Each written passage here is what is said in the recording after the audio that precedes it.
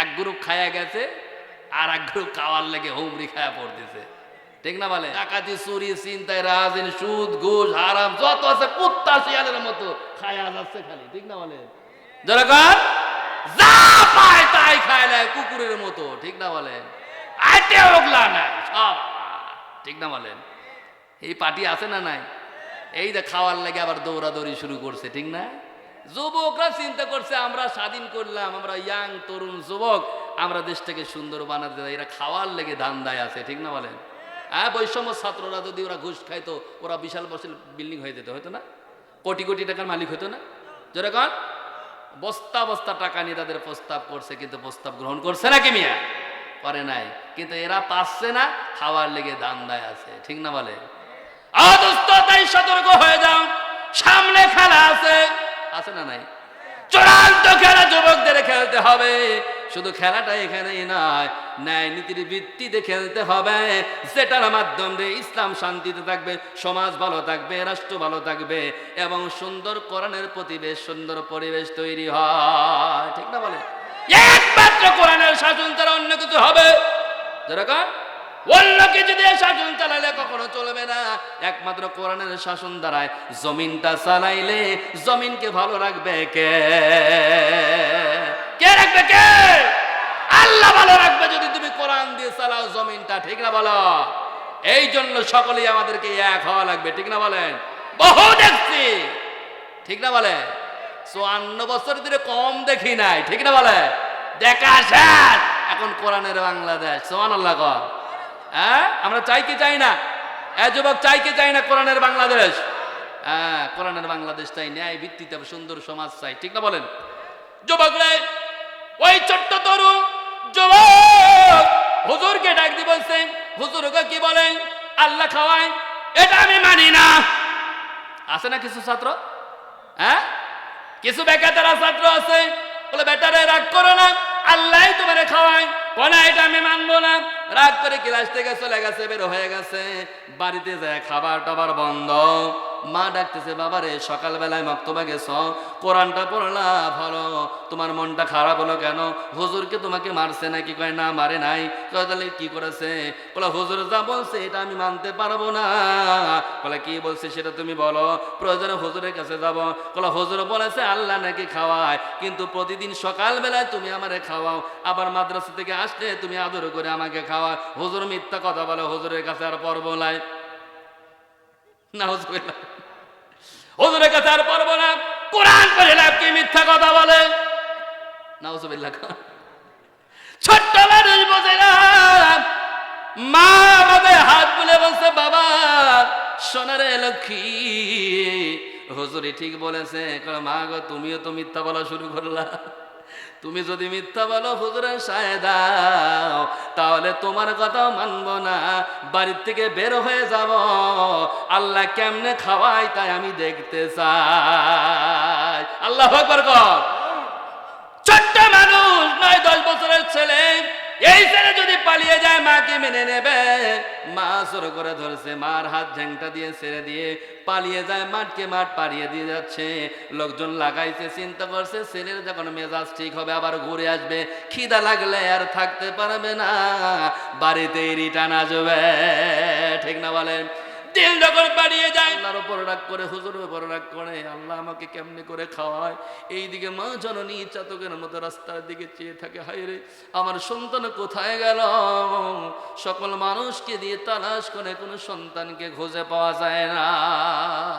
এইদিকে মাদ্রাসায় খবর দিছে, হুজুর গো কি আপনি বয়ান করেছেন যার কারণে আমার সন্তান পালিয়ে গেছে? হুজুরও মহাচিন্তায় পড়ে গেছে, ঠিক না বলেন? মাদ্রাসা থেকে সন্তান পালিয়ে গেলে মাদ্রাসারা কিন্তু চিন্তায় পড়ে যায়, ঠিক না বলেন? মুমিনরা, হুজুররা ছাত্র লাগিয়ে দিয়েছে, খুঁজে বের কর, না হলে খবর আছে। সব জায়গায় তন্ন তন্ন করে খোঁজা হলো, কোথাও নাই। ওই দুষ্ট ছেলেটা আল্লাহকে প্রমাণ করবে আল্লাহ কিভাবে খাওয়ায়। হুজুর বলছে, বাবা তুমি যেরকম বাগরামি দাও, আমার আল্লাহ রাব্বুল আলামিন চাইলে জুতা পিটায়া খাওয়াতে পারে। আল্লাহু আকবার কর। ওই কথাটাও হুজুর লাস্টে বলে দিয়েছে, যেহেতু তার ক্ষিপ্রতা বেশি, রাগ বেশি, যার জন্য বলছে, বাবা আল্লাহ যদি তোমাকে খাওয়ায় জুতা পিটাইয়াও খাওয়াতে পারে। মারহাবা গন মুমিনরা। ওই তোমার তরুণটা যুবকটা ফাঁকা জায়গায় চলে গেছে, যেমন করে 10 নম্বর ব্রিজ আছে না নাই? হ্যাঁ, 10 নম্বর ব্রিজ থেকে ফাঁকা শুধু মাঠ আর মাঠ। চলন মিল আছে না নাই? চলন মিলের মধ্যে এরকম বিশাল বড় বাগান আছে না নাই? অনেক জায়গায় এরকম জঙ্গল আছে। ওই যুবক চিন্তা করছে এমন জায়গায় পালাবো দুনিয়ার কেউ যেন টেনে না পায়, আল্লাহ কেমনে খাওয়ায় তা প্রমাণ করে ছাড়াব। যুবক তাই করেছে, এই কামটা ফাঁকা জায়গায় চলে গেছে। 10 নম্বর ব্রিজের উপর মাঝে মাঝে ডাকাতি চলে না? চলে না? যেরকম চলে। রাস্তার মধ্যে সব ব্যারিকেড দিয়ে গাড়ি করে টেকায় ডাকাতি চলে, ঠিক না বলেন? কিন্তু ডাকাতরা বসবাস করে ওইরকম ফাঁকা একটা বাগানে, ঠিক না? রাতের বেলায় বাঘ বাটোয়ার করে ওই বাগানে। যুবক চিন্তা করছে, তরুণ চিন্তা করছে, ওই বাগানে গিয়ে বিশাল বড় আম গাছের মধ্যে উঠে রয়েছে, কেউ যেন খুঁজে না পায়। দেখবেন ফাঁকা জায়গা পাইলি আবার কিছু মানুষ আছে পিকনিকের জন্য চলে যায়, আছে না নাই? কিতাবের মধ্যে আছে ওই বাগানের মধ্যে কিছু পিকনিক পার্টিও চলে গেছে, কারণ বাগানটা বিশাল, চতুর্দিকে ফাঁকা, জায়গাটা মনোরম। কিছু লোকজন চলে গেছে ওই পিকনিক করার জন্য, ওখানে ভালো ভালো গরুর গোশত নিয়ে গেছে, পাক চলতেছে, রাতের বেলায় খাওয়া হবে। কিন্তু এই দিকে দেখা যাচ্ছে রাতের বেলায় একটা গরু ডাকাতি করেছে রাস্তার মধ্যে। কোন জায়গায়? মনে করেন ওই 10 নম্বর ব্রিজে ডাকাতি, ভাগ বাটোয়ারা হবে বাগানে। কিন্তু বাগানের মধ্যে পিকনিক গ্রুপ আছে না নাই? হ্যাঁ, পিকনিক গ্রুপ গুলো রয়েছে। এইদিকে আর এক ডাকাত গ্রুপ গুলো কি করছে, নতুন বিয়ে বাড়িতে ডাকাতি করেছে, ওরাও ভাগ বাটোয়ারা করবে ওই বাগানেই, ঠিক না বলেন? খেলা চলতেছে ওখানে, ছোট গ্রুপ গুলো চলে গেছে ওই বাগানে ভাগ বাটোয়ারার জন্য। কারণ কি দোস্ত রে, বিয়ে বাড়িতে যখন ডাকাতি করেছে, বিয়ে বাড়িতে স্বর্ণ অলংকার সব কারি ফিরে নিছে, শুধু খাইয়াই নেই, একটু সিরে নেই নাই, টাকা পয়সাই নাই, স্বর্ণ মুদ্রাই নাই। চলে যাওয়ার সময় কিছু শেষরা গরু আছে, বস যেরকম ভাবে গরুর গোস্ত পাকাইছে, নাকের মধ্যে যে টেস্ট লাগতেছে, কি খাবি নাকি? ধরা খাবি তো, ঠিক না বলেন?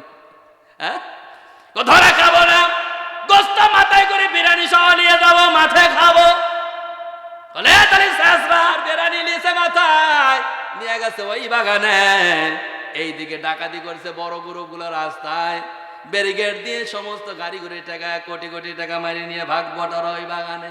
বড় বড় টস নিয়ে যখন যাচ্ছে। আপনার এইদিকে নকশাল বাহিনী আছে নাকি? আমার অঞ্চলে আছে, চাটমোহরে, পাবনায়, সাতিয়ায়, আছে না নাই? নকশাল ওখানে বাহিনী আছে, দুই গ্রুপ হলো ডাকাত। দুই গ্রুপ কি? ডাকাত। ওদের হাতে যে টস গুলো থাকে, সাধারণ জনগণ ওটা ব্যবহার করতে পারে না। রাতে যদি ব্যবহার করে, ওকেও শুধু তুলে নিয়ে যায়। ওই বিশাল বিশাল টস গুলো ব্যবহার করে সন্ত্রাসটা। ওই বড় গ্রুপ গুলো টস মারতে মারতে যখন ওই বাগানের দিকে যাচ্ছে, ছোট গ্রুপ টের পাইছে, হায় রে আমরা ডাকাতি করলাম, বিয়ে বাড়িতে স্বর্ণ মুদ্রা আনছি, গরুর গোস্ত বিরিয়ানি খাবো, কিন্তু খাওয়ার আগে বড় গ্রুপ যেভাবে আসতেছে, যদি আমাদের পায় তাহলে আমাদেরও খবর করবে, ঠিক না বলে? আমাদের ভাগটাও নিয়ে যাবে। গরুর গোস্ত ফেলে দিয়ে ওইদিকে পিকনিক গ্রুপ গুলো, ওই যুবকটা তরুণটা যেই গাছের ওপর বসে আছে, ওই বিশাল গাছের নিচে পিকনিক গ্রুপ গুলো তারাও রান্না করেছে, ভালো ভালো রান্না, ঠিক না বলে?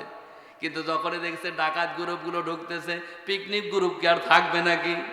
না না, আর থাকা যায় না, খাবার রেখে জানলিয়ে পালা, ঠিক না বলেন? পালিয়ে যখন চলে গেল, যুবকদের চিন্তা করছে, হায় রে, খেলা তো আমি একরকম খেলা দেখতেছি না, বিভিন্ন রকমের খেলা দেখতেছি। আল্লাহু আকবার কর। কারণ ভয় ভীতি নাই। যে যখন শুরু হয়ে যায়, কোনো ভয় থাকে? ভয় থাকে না। ওই তরুণ বসে আছে গাছের মগ ডালে বসে, কেউ দেখে না, রাতের অন্ধকারে সে তো সব খেলা দেখতেছে। বড় গ্রুপ গুলো এসে বলতেছে, কি ব্যাপার, টাকা পয়সা ভাগ বাটোয়ারা কর। কিন্তু বিরিয়ানি আর মাংসের গন্ধ চতুর্দিকে মোহিত হয়ে গেছে, পুরো বাগানের মধ্যে সুঘ্রাণে পড়ে গেছে, ঠিক না বলেন? সুঘ্রাণ পেয়ে বলছে, কি ব্যাপার, কি আবার রান্না করলো? আমাদের জোর করে, ক্ষমতার জোরে কেউ পারে না, ডাকাতি করে জোর করে আমরা চিন্তাই করে নেই, সাদাবাজি করি, ভয়ের ছেড়ে কেউ আসে না। কোন বেটা রান্না করলো দেখ, খুঁজে বের কর। খোঁজ করে দেখে বিশাল বাগানের নিচে, বড় গাছের নিচে সুন্দর রান্না করে রাখা হয়েছে, এখনো ভাপ উঠতেছে। বস এসে হাজির। কে বাবা রান্না করলো? কে রান্না কে করছে? কেউ কোনো লোক খুঁজে পাওয়া যায় না।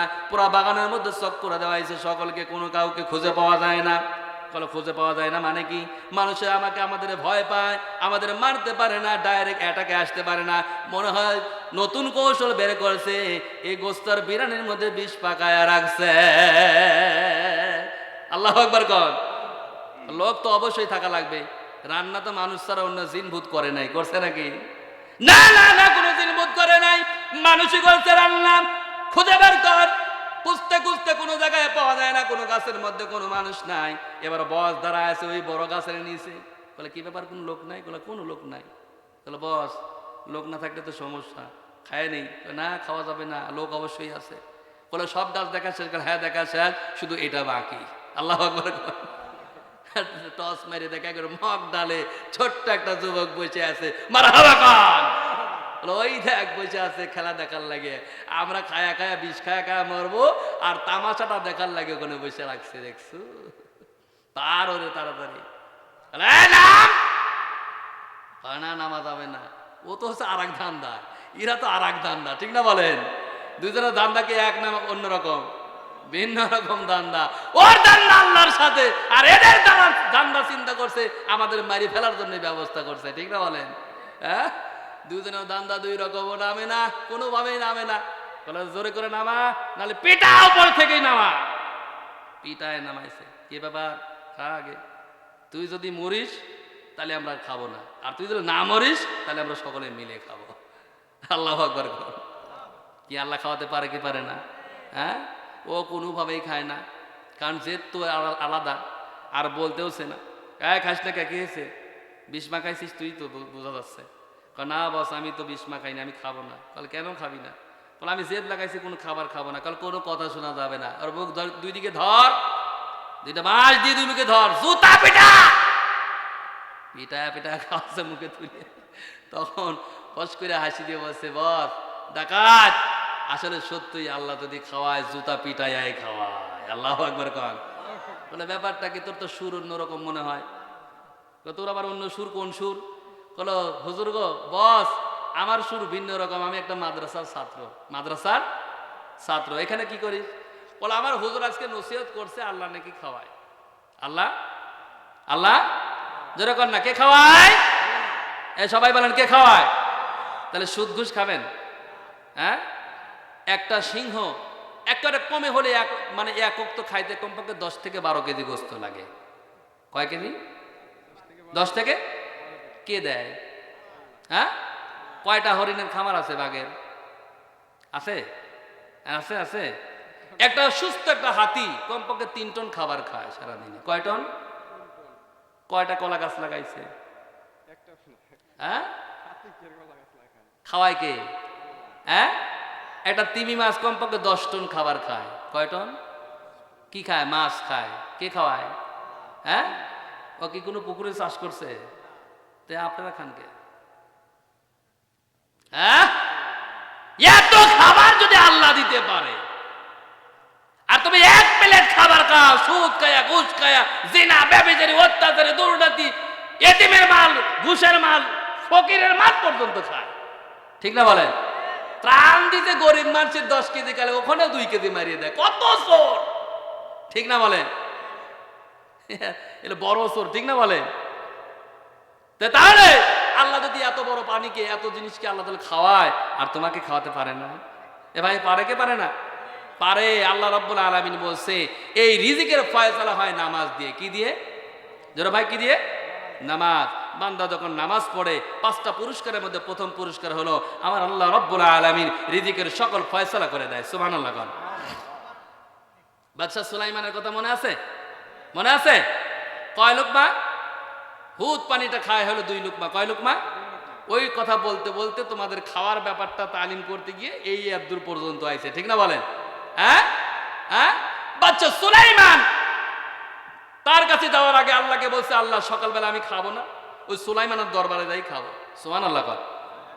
বলে না তুই এক লোকা খায়ালে, সুলাইমান এক লোকমাই খাওয়াবে। বলে না আমি একবারে খাবো, বাদশার দরবারে খুব ভালো ভালো রান্না হবে। ঠিক না বলেন? বাদশার দরবারে খারাপ রান্না হয়? ভালো রান্না হবে। বলে না তা খায় নেই। না খাবো না, ওখানে যাই খাবো। মোটামুটি খাওয়া হলো। বাদ জহর 11টার দিকে মোসর শুরু করছে। মারহাবা কন। আল্লাহকে ডাক দিয়ে বলছে, আল্লাহ রব্বুল আলামিন আমাকে আগে যাইতে অনুমতি দাও, আমি তো অনেক খাবার লাগে।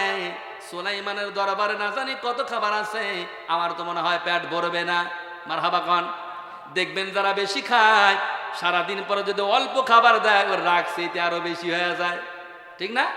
সারাদিন পরে যদি অল্প খাবার দেখে ওর লাগবে হলো কমপক্ষে একটা ডিশ খাবার, অথবা 3-4 প্লেট খাবার লাগবে। হাফ প্লেট খাবার যদি সামনে দেয় প্লেট 2 আইরিয়ে দিবে অনেক যুবক। ঠিক না? ঠিক না? রাগের চোটে সুলাইমানকে ডাক দিয়ে বলছে, সুলাইমান তুমি তো দুপুর পর খাবার দিবা, কিন্তু একটা প্রাণী যে আগে যেতে চায়। বলে আল্লাহ বলেন কি? কোটি কোটি প্রাণী তো সব লাইন নিচে আমার দরবারে আসবে, একটা প্রাণী আগে আসতে চায়, তো সমস্যা কি? একটু পাঠান না। আল্লাহু আকবার কন। আল্লাহ তাআলা বললেন যা তোরে খাইতে দেবে। চলে আসলেন 11টার দিকে, এসে দেখছে সাগরের মধ্যে। মারহাবা কন। কিসের মধ্যে? সাগর। সাগরের পরিমাণটা কেমন? এই যে চট্টগ্রাম যায় দেখবেন যেই জায়গায় ছোট বিমানগুলো আসে, জাহাজগুলো আসে, বড় বড় জাহাজ কিন্তু কমপক্ষে ভাসার জন্য 200 ফিট পানি লাগে। কয়শো ফিট? 200 ফিট পানি ছাড়া ভাসে না। ওই যে যেটা বিশাল, তাকে খালাস করার জন্য 6 মাস লাগে। ওইরকম সাগরের মধ্যে বিশাল জায়গা বানাইছে, হুদ পানিটাও বিশাল। এসে বলছে সুলাইমান তোমার কাছে অনুমতি, আল্লাহর কাছে অনুমতি নিয়ে আসছি, খাবার দাও।